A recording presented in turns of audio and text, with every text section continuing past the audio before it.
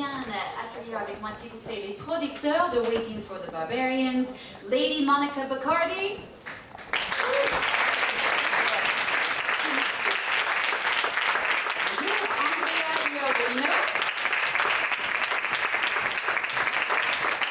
puis les acteurs du film Johnny Depp et Mark Rylance.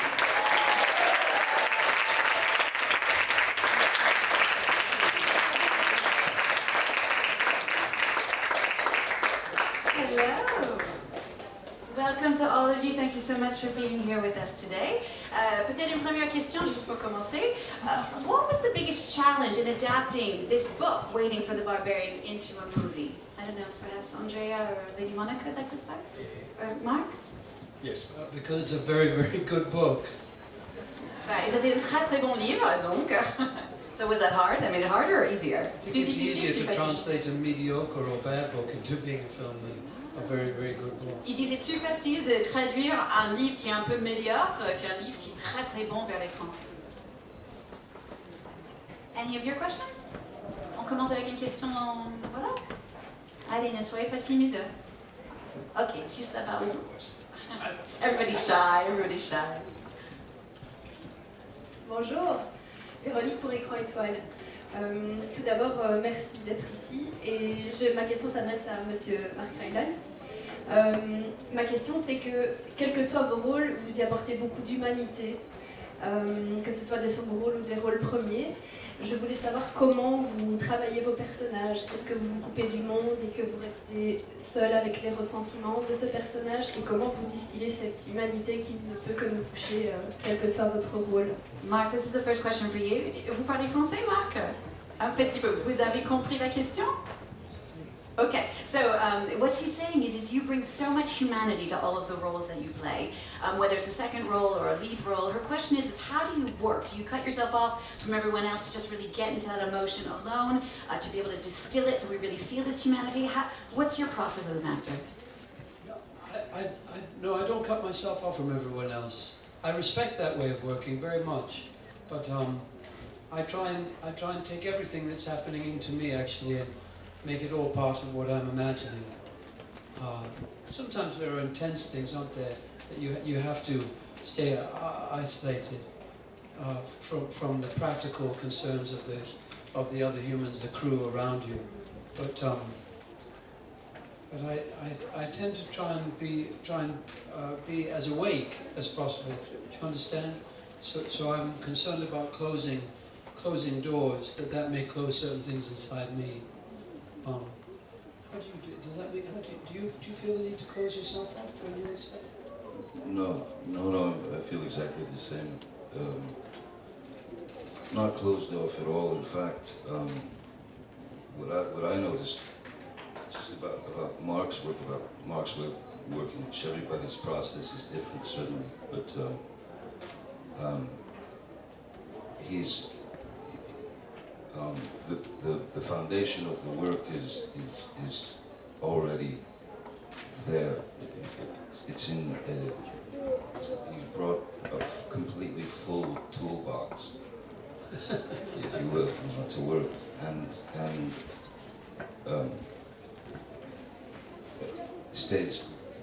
is available to access whatever he needs within that given moment. So his work is very free. And he's able to go anywhere in a scene that as the recipient of his words, you know, it's never the same twice. That's enough of that. We'll stop with that. What I liked about Johnny was he brought a little guitar on the set, and he's a very expert guitar player. And so listening to very fine guitar playing before we were about to act made you aware of the particular beauty of detail and of playfulness, you know, and rather than sitting talking about acting, which is never particularly helpful, listening to music and creative music, I found that very, very, very helpful. You didn't do it to be helpful, right? No, I was spacing out. Well, just Donc en fait, Marc il disait en fait, non, il se coupe pas du monde du tout, en fait, il respecte les gens qui travaillent comme ça, mais pour lui, il essaie de tout intérioriser, et après, il trouve que si on est un peu isolé, on peut pas être assez éveillé en tant qu'acteur, afin d'observer ce qui se passe autour de soi. Et puis il a posé la question à Johnny, Johnny a dit, moi non plus, je me renferme pas, j'aime pas ça, mais en parlant de Marc et sa façon de travailler, il dit que ce qu'il adore chez Marc, c'est qu'il a une sorte de boîte à outils déjà préparée, une fondation qui est faite avant le tournage, et comme ça, il peut avoir accès à chaque outil, entre guillemets, sur scène. Et il dit, en étant un récipient, avec quelqu'un qui reçoit les répliques que Marc est en train de dire à Johnny, c'est jamais la même chose deux fois. Il trouve ça vachement appréciable. Et Marc a juste enchaîné en disant ce qu'il adorait avec Johnny, c'est qu'il a porté une petite guitare sur le tournage avec lui, et il jouait parfois de la musique et tout, d'une manière d'un niveau très très haut. Il a dit, il a adoré pouvoir écouter la musique, être dans cet esprit un peu créatif, au lieu de parler de la comédie et tout, avant chaque scène. Il trouvait ça très sympathique. Ensuite, une autre question. Oui, ici.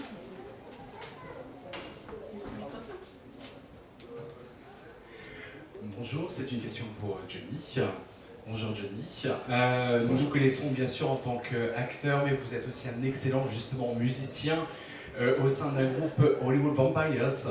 Ma question est, seriez-vous tenté justement de faire un biopic sur la musique ou même un film documentaire sur ce groupe, parce que vous avez vraiment les caractéristiques et les compétences pour faire quelque chose de fantastique au sein de la musique et du film? Sur son propre groupe? Tout à fait. Okay, okay. He says you are a very good musician, you have your group, the Hollywood Vampires. He's wondering if you'd be interested in doing a biopic about yourself and the group. C'est pas possible. Ça, c'est vraiment impossible. A documentaire, a documentary. Un documentaire, pourquoi pas? Oui, parce qu'il y a Alice Cooper, il y a Joe Perry, il y a beaucoup de choses backstage, des choses de Alice. He throws knives before every show. So that to me is fascinating in itself. I would go on the road just to watch him throw knives. My picture, another picture. He does. He throws knives at. Hey, your picture? Oh, he did one night. Yeah. Donc Johnny nous dit oui. Cooper. Pourquoi pas le documentaire? Parce qu'en parlant de Alice Cooper, il dit c'est un personnage très intéressant. En fait, en coulisses, avant de monter sur scène, il jette des couteaux vers les photos. Et même une fois, il a jeté des couteaux vers une photo de Johnny Depp. Donc il a dit il aura en tournée avec Alice Cooper juste pour avoir accès à ce personnage, et pourquoi pas un documentaire. Une autre question? Oui, voilà, juste ici, le micro s'il vous plaît. Bonjour, donc je voulais savoir quel a été l'élément déclencheur pour vous, vous quatre, concernant cette envie de faire ce film. Quelle a été l'idée centrale que vous voulez mettre en avant? Voilà. So a question for all four of you in regard to the movie. What was the real key, the real thing you wanted to communicate via this film? Perhaps Andrea or Monica? No, go ahead. So, for me and Monica, the key message of this movie is we should understand fear never should drive our life. And I think by watching this movie and if we then go to check the news every day, what is happening in the world, we see a lot of similarity. So for us it's very important to deliver this message to the world, and I think Ciro, Johnny and Mark, they did a great job about that, because people can really understand maybe sometimes the nemesis does not exist, but maybe sometimes someone try to convince us the enemies exist just to control us. And so the key point, I think we should go deep in what is happening around us, and we should not make people drive or will through fear. That's it. Voilà. Donc Andrea lui dit Pour eux, en fait pour lui et Monica, le message clé était vraiment que la peur ne devrait jamais nous conduire à faire quelque chose, nous conduire en tant qu'être humain. Et il dit, en regardant le film et en regardant des infos de tous les jours, on pourrait voir qu'il y a quand même des similarités entre les deux.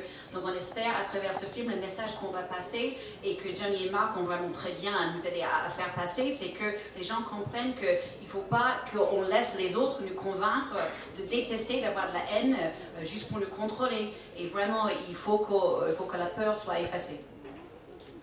Une autre question? Voilà, ici. Bonjour. J'ai une question un petit peu pour tout le monde, mais surtout pour les deux acteurs. Le film est volontairement flou. On ne sait pas exactement où on est, ni quand on est, à quelle période c'est. Du coup, le conflit est un petit peu, peut être de n'importe quelle année, dans n'importe quel pays, entre différents peuples. Est-ce que vous, dans votre tête, vous vous êtes projeté dans un conflit précis?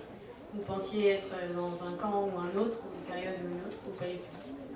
So her question is what's interesting in the movie is it's not very defined where you are, when you are, what period of time, what the conflict is. So she was wondering for you as actors in your minds as you were making the movie, did you have a specific conflict in your head as a reference, perhaps something that's happening or has happened in the past? Johnny? I think, I mean, I think it's great that the sort of anonymity of all of it, I think is important, because then for me what it makes it more of a story or an allegory, I suppose, of who we are as people, and who other people are, and the grave mistakes that we can make by from conditioning as a child, being taught to hate someone who's different, and being almost forced into some species of hatred. And so then that battle then becomes, there is no specific country because it's every country, and the problem is not far away from us; it's all around us. And so, yeah, for me, representing the power, I suppose, was very much about injustice, and people who are in a position to pervert justice and are essentially free to act as they want without any real penalties, or because they have the badge, or because they have the power, or because they feel that power. You know. So, Mark, you can definitely he will take whatever I'm saying and make it make sense, because he's much smarter than me. So, Mark. Attends, je vais juste traduire ce qu'il disait Johnny avant que Marc vienne. Donc Johnny dit, ce qu'il aime bien, c'était justement cette notion que c'était anonyme, parce que pour lui, c'était une métaphore vraiment de qui nous êtes en tant qu'être humain et qui les autres peuvent être, et les erreurs qu'on fait tous, soit par les choses qu'on apprend en tant qu'enfant, qu'on nous apprenne tout petit de détester tout ce qui est différent, qu'on est un peu forcé dans une façon d'avoir la haine. Et il a dit, donc pour lui, la bataille, le film, c'était pas un pays spécifique, c'était tous les pays du monde, malheureusement. Et c'est un vrai problème qui nous entoure tous les jours. Et lui, en tant que son personnage, la personne qui représente le pouvoir, pour lui, il voulait communiquer comment c'est injuste, l'injustice, que quelqu'un qui est dans une position de pouvoir peut détourner de justice comme ça. Et ils peuvent agir comme ils veulent juste parce qu'ils sont policiers, ils ont un badge, etc. Et après, il dit, mais Marc, je suis sûre qu'il va dire tout ça beaucoup plus clairement que moi parce qu'il est beaucoup plus intelligent que moi. Okay. ahead, Mike, want to add I something? will say something, but not to clarify my friend's very wonderful work and thoughts and exquisite thinking. But you make me think that, I don't know if you noticed this, but I noticed that television and streaming of television has become such a developed form for psychological drama that actors like Johnny or I can be in many, many hours of, I think, of Breaking Bad or The Wire, Mad Men, or many different, I'm sure you have them here in France, long stories, like great long novels by Eugene Sue or Dickens, or that give you a chance as an actor to go into many different places and detail of plot and story. So what is the role for film? And it makes me more interested when I do film in film's role of talking about something essential, that film, more like a great painting, a moving picture, needs to capture something more essential. That doesn't mean it doesn't have detail. It might be about a particular event in history, but it can't just tell that story the way television would tell it. It has to, the pictures have to be more beautiful. They have to have more depth and do something more essential. So I was interested in J.M. Coetzee's attempt to do that with the novel, and that we were going to try and follow that. And then as Johnny was saying, there's so many images that and situations of all peoples in the world dominating other people that came up during the filming many times. Donc Marc ne dit, c'est pas pour clarifier ce qu'il a dit Johnny, qu'il trouve très bien, mais juste pour dire, dans ce monde où on a beaucoup des séries télé, où on peut regarder des séries en streaming, etc., et on a vraiment une notion maintenant de regarder les drames en fait sur une très longue durée, si c'est des séries comme Breaking Bad ou The Wire ou Mad Men, là c'est presque comme si on lisait un roman de Eugene Sue ou de Charles Dickens. Là on peut vraiment rentrer dans les détails, tout ça. Alors qu'en film, qu'est-ce qui reste pour les films de coup? Que 2 heures? Pour lui, c'est vraiment pour aller à l'essentiel, les idées qui sont cristallisées, un peu comme une grande œuvre d'art, cristallisée, voilà. Voilà, des choses beaucoup plus essentielles, où il y a du détail, etc.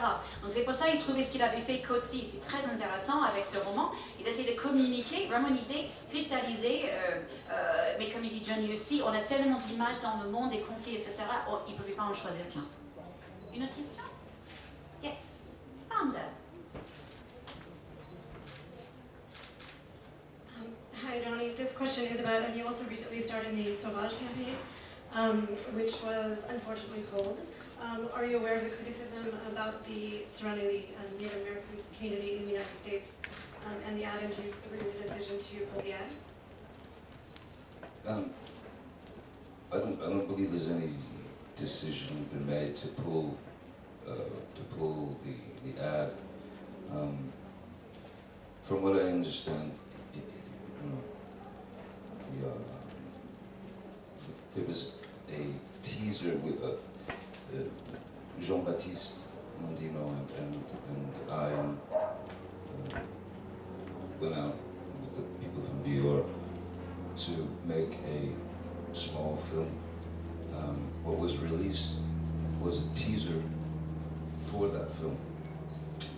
So a teaser obviously is a very concentrated version of images, and there were objections to the teaser of a small film, but the film has never been seen. Also,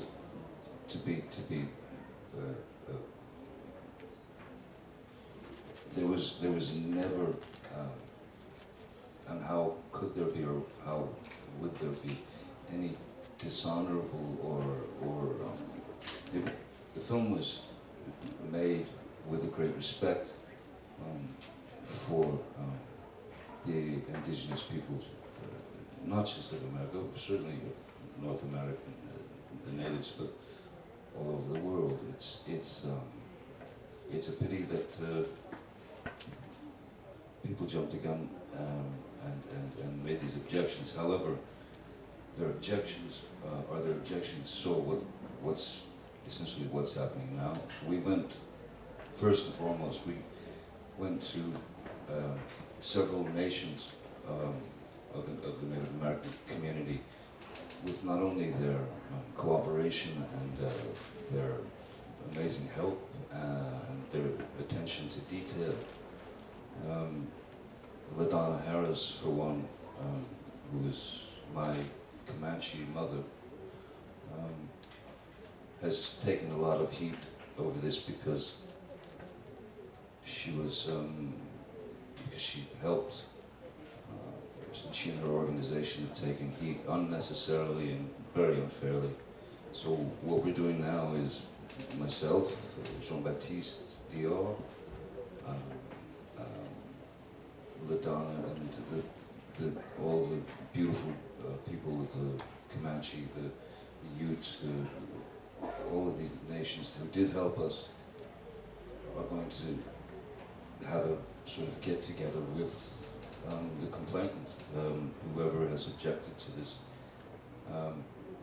But I can assure you, no one has any reason to go out to try to exploit. It was a film made out of great respect and made with great respect and with love for the Native American peoples to bring light to them. They haven't. Let's say they haven't had the greatest amount of help out of the United States government, so I thought it was I thought the initial idea, I still think the idea is as pure as it ever was. So we'll come to an agreement so that everyone's happy, and I think that's fair. Thank you. Voilà, donc la question était sur la polémique qui est autour du campagne Dior par rapport aux Américains natifs aux États-Unis. Et Johnny déjà dit que je ne crois pas qu'il y avait une décision qui a été faite pour retirer le pub pour l'instant. En fait, ce qui était sorti était un teaser avec Jean-Baptiste Mondino et Johnny. Et ils sont discutés avec les gens de New York. Et en fait, ce qui était juste sorti jusqu'au présent, c'était un petit teaser pour le film. Un teaser, bien sûr, c'est beaucoup des images concentrées. Il y avait quelques objections à ce teaser, mais pour l'instant, le film en soi n'était pas encore vu. Donc, moi, jamais de la vie, est-ce que j'avais envie de faire quelque chose qui n'était pas honorable. Le film était fait avec beaucoup de respect pour les peuples indigènes d'Amérique du Nord, mais autour du monde. Et je trouve ça dommage qu'il y avait certaines personnes qui sont allées très très vite pour avoir des objections vers quelque chose dont ils n'ont pas vu en entier. Donc nous, on va essayer de trouver une solution pour tout ça. Donc on est allé voir les peuples des communautés indigènes aux États-Unis, on travaille avec eux. Et Johnny D trouve ça dommage qu'il la donne Harris, qui décrit comme sa mère Comanche, elle a eu pas mal de criticisme, en fait, de critiques par rapport à cette pub. Et il dit que maintenant, avec lui-même, avec Jean-Baptiste, avec Dior, la Donne et les peuples Comanche et Ute, ils vont essayer de se réunir, de parler avec les gens qui ont eu des problèmes, des soucis. Mais je vous assure encore, il n'y avait aucun d'entre nous qui avait l'intention d'exploiter un peuple. Et le film a été fait avec beaucoup de respect pour les peuples indigènes. Et voilà, donc j'espère qu'on va trouver un accord tous ensemble. Une autre question? Oui, voilà, ici. Bonjour à tous, merci d'être là. Merci de nous avoir fait vivre un moment de cinéma. C'est un film dont on retient beaucoup, qui fait encore écho longtemps après. J'ai compris que c'est un film sur l'histoire de l'humanité et on pouvait y voir aussi le bien, le mal. Est-ce qu'il y a tout de même quelques références bibliques? Il y a une très belle scène, par exemple, où vous lavez les pieds de la jeune femme. C'est une scène très touchante, très belle. Il y a aussi la scène où on voit la bêtise humaine, où on vous déguise, et ça fait un peu penser à la crucifixion. Est-ce que c'était volontaire ou pas? Merci. Merci. Okay. So he's saying thank you for the movie. He feels there's echoes in that movie that we'll be hearing for a long time in cinema. We talk a lot about the good and the evil, but also he finds that there's a lot of biblical references in there. For example, Mark, the scene where you're washing the feet of the young girl, which is a very touching scene, but also the scene where you're dressed up in the woman's clothes. It's sort of almost like the crucifixion when Jesus is, dressed up and thrown at. Was there a sort of religious feeling behind this? Was that something that you all spoke about, these biblical references? Well, I don't remember having conversations about that. I think those are images, they're definitely very important images in the book that have remained in the film. But no, I don't remember having conversations about that. It's just something that's very deeply in our culture, isn't it? And part, unfortunately, of the imperialism of the culture. Donc Marc il dit en fait non, c'était pas du tout voulu ni discuté, en fait ces images sont déjà dans le livre, donc voilà, mais c'est peut-être juste parce que c'est quelque chose qui est très profondément dans notre culture et qui fait partie de l'impérialisme. Une autre question, allez-y. Bonjour, moi j'ai beaucoup aimé la qualité des images, j'ai trouvé que chaque plan était magnifique. Et je voulais savoir, Johnny Depp, vous incarnez un personnage qui est vraiment cruel. Comment vous êtes qui vous a inspiré, comment vous avez fait pour incarner ce personnage, sachant que vous portez des lunettes, donc très peu de choses passent par le regard. Voilà. Comment vous l'avez mis sur scène? So she's saying, first of all, she found the images in the movie very beautiful, the quality of the image, but a more specific question for you, Johnny. Your character is so cruel. Who inspired you? Was there a specific inspiration? And also, was it difficult to communicate through your dark glasses where we couldn't even see your eyes? I sort of love because communication, most communication, real communication, deep communication is done through the eyes. I sort of love the fact that I was rid of that luxury, you know, in a way, because taking the eyes away, of course, it's unsettling to the person you're sitting across from. You can't get a pinch into what you're thinking. I think what I was looking for most in Colonel Joel was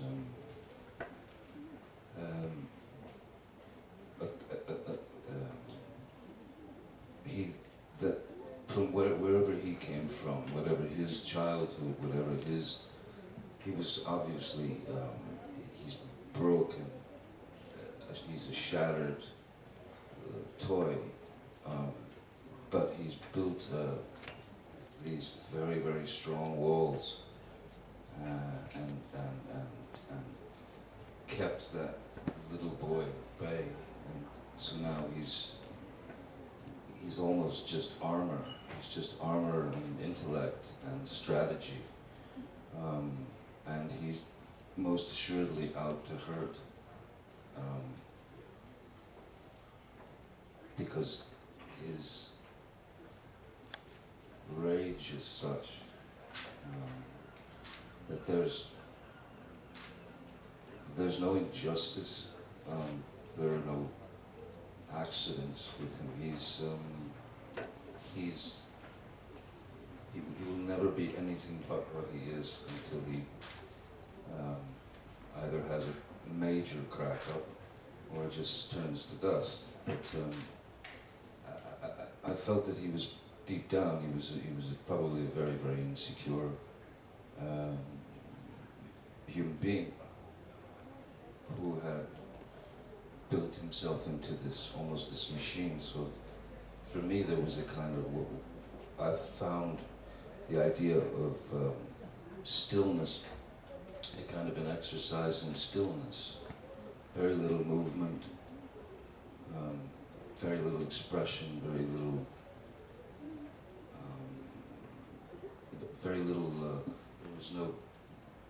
there was no question that Joel would ask Mark's character that wasn't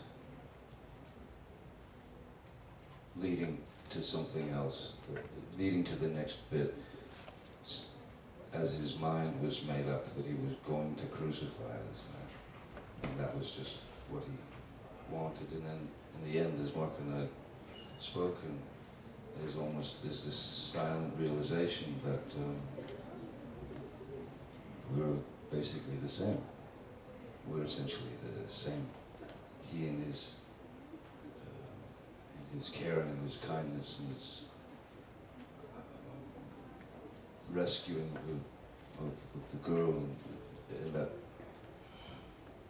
well, you say it best, so I'll let him continue.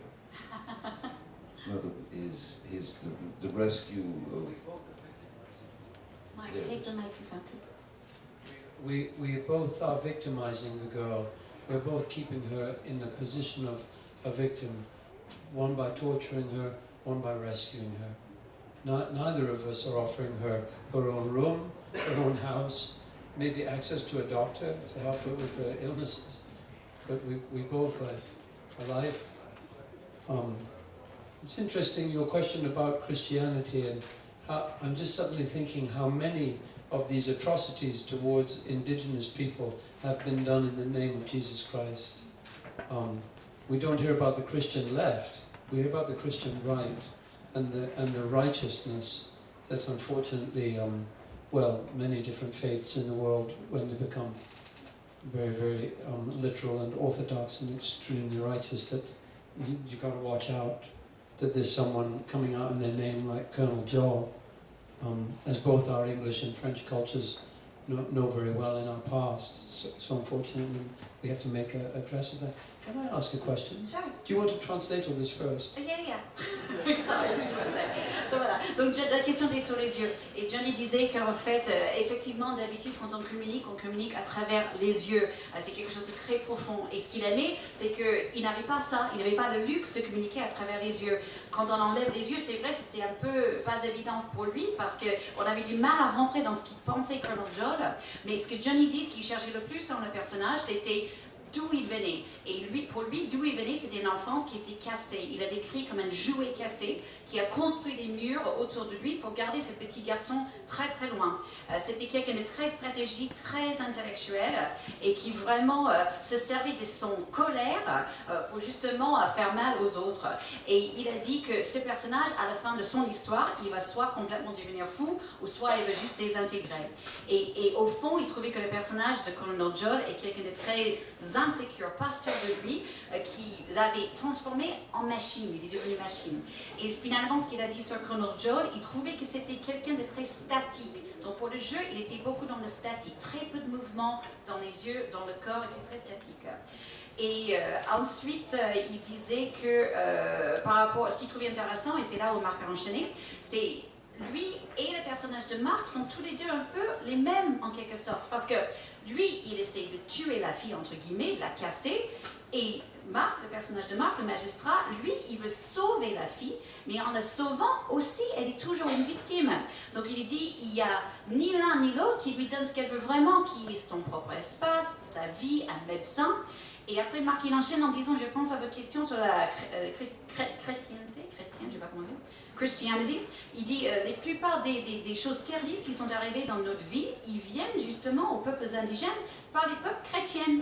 Et il dit qu'on parle beaucoup du droite chrétienne. On ne parle jamais du gauche chrétienne, on parle du droite chrétienne. Et il dit, c'est pas juste les chrétiennes, il y a beaucoup de fois, beaucoup d'autres fois où on va un peu trop loin. Et c'est à partir de ces moments-là où les gens comme Colonel Joel peuvent arriver, comme on a vu malheureusement en Angleterre et en France, et aux États-Unis d'ailleurs. Sorry, Mark, go ahead. I wanted to ask a question of Monica and Andrea. I know that Michael Fitzgerald, I think he's the lead producer. For 25 years he's wanted to make this film. There was a time he was trying to make it with Werner Herzog.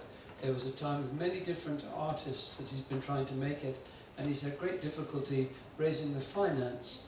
And I wanted to ask the two of you, what it wouldn't have happened without you coming and financing it. It's so difficult to make films. What was it that gave you the confidence to back this film, and if you can share with us, what were the great concerns or risks that you had? I know he approached me, Michael, 3 years ago, and we've waited it's taken that amount of time. Donc juste la question de Marc, il dit le producteur principal, en fait, qui s'appelle Michael Fitzgerald, ça fait 25 ans qu'il voulait faire ce film. À l'époque, il y avait Werner Herzog qui était attaché pour réaliser, mais il ne trouvait pas les fonds, il ne trouvait pas le financement. Donc sa question pour Monica et pour Andrea, c'est qu'est-ce qui leur a donné la confiance de justement donner l'argent pour ce film, et quels étaient les risques dont il avait peur avec ce film, parce que Mike lui dit, ça fait 3 ans qu'il attend de faire ce film, et enfin c'était grâce à eux qu'ils ont pu le faire. Andrea? This is a very interesting question, because when Michael approached us to ask finance for this movie, our team, they do the same job as any other company does. So, and he was trying to raise funds for this movie for, again, 25 years. And he went basically a little bit everywhere. And he didn't, because I think a challenge in our industry is, which is totally different in our company, because we drive decision in a different way. But in our industry, in the way you get financing for a movie, you receive a script, professional people read the script, then they do some sales estimate, and then based on this mathematic formula, they choose, okay, we go ahead, we don't go ahead. So they don't really go deep on the message. They check, because no one try to take the risk, because to do a movie like this means to take on the business point of view a very big risk. So so this is the motivation why I think for Michael was so difficult. But me and Monica, when we received this script and we already knew the book, and we really believed in this film. Je peux parler aussi français, bonjour. On a vraiment cru dans cet film et dans le message qui est dans le film. Et aussi, il faut dire, les livres, quand même, c'est un livre qui a gagné un prix Nobel pour la paix. Et on doit donner des messages positifs et des messages qui sont intemporels. La peur qu'on peut séminer dans le peuple, ça peut faire beaucoup de mal et peut faire des ennemis artificiels. Nous, on a cru dans ce film. Et on a eu la chance d'avoir avec nous une équipe magnifique, Chiro Guerra qui a fait la régie, et nos deux acteurs principaux qui sont ici avec nous, qui tout le monde connaît. Et on espère que vraiment on peut donner un message positif pour ce film, et c'est pour ça qu'on a trouvé que c'est important de prendre le risque de faire ce film. Monica, merci beaucoup. Je suis désolée, c'est tout le temps qu'on a. This is the end of the press conference. Thank you so much to all of you for being with us. Un grand merci à vous. Merci beaucoup.